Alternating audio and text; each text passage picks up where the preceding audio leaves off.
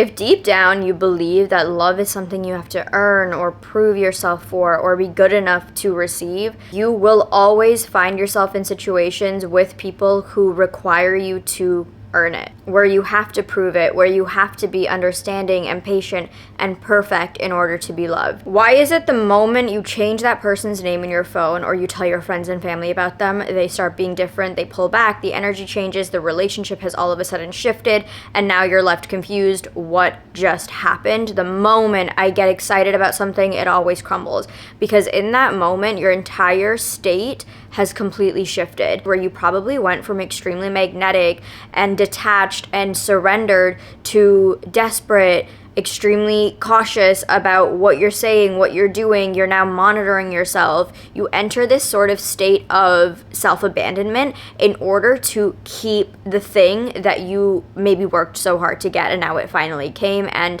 oh my gosh, this cannot slip away from me.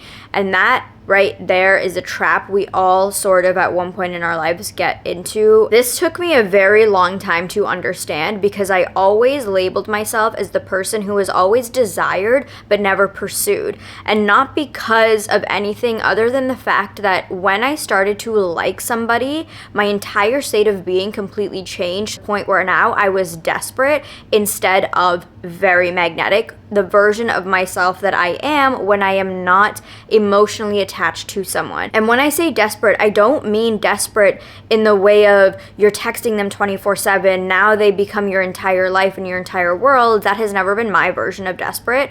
I mean that you now start looking at them as the potential that could be, which then creates this fantasy in your head that makes you sort of put them right here and reduce you to about right here. And now everything and anything you do is in alignment with, I need to be loved by them. I need them to view me a certain way. I need this relationship to continue, and in order for it to continue, then I must do X, Y, and Z. And it's literally that switch in your mind as soon as feelings start to trickle in that I have to do everything in my power to keep this. And when we have that thought in our head, it leads us to do things that are very questionable, that we might not have been doing before we actually started to feel like, okay, hey, this could be something. The switch up that you do is so silent and so sneaky that you don't even know what's happening. You're just like, as soon as I told my friend, oh my God, they ran away from me, and now all of a sudden the relationship is doomed. Not because that is actually what is happening. It's because you now have put that person on a pedestal and removed you from the place that you were at when you first started talking to them, before you met them, before they were in your life.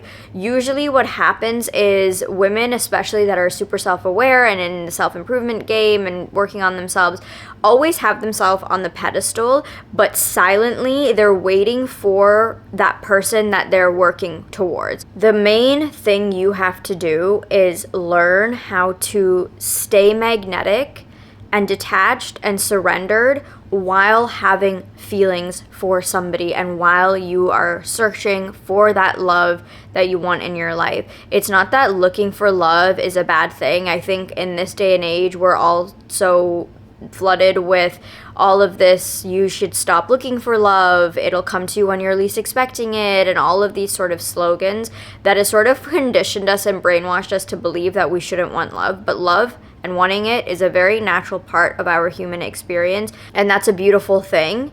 But it's the way that you're approaching it. By the way, if you want to learn more about everything we talked about in this video, besides what you learned from me, obviously, short form is literally the home of every self-worth, relationship, self-love book. And I have a discount code for you if you use my link in the description box. I love using them because every book you've ever wanted to read is on there, and it's in a way that actually respects your time. Check them out down below. The reason why, as soon as you get into a relationship or you start liking someone, you feel in sense that it's going in the way that you want it to go, you start changing your energy and your state of being from magnetic to desperate. It's because before that person arrived, you told yourself consistently that if I just get better, then I'll be picked. And as soon as you are picked, you're now like, oh my God, finally I've been picked, so I must maintain everything that I did to get here in order to be picked. And that is when the shift occurs, not consciously, but but unconsciously, you start self-abandoning, you start masking, you start performing, you start keeping up this sort of ruse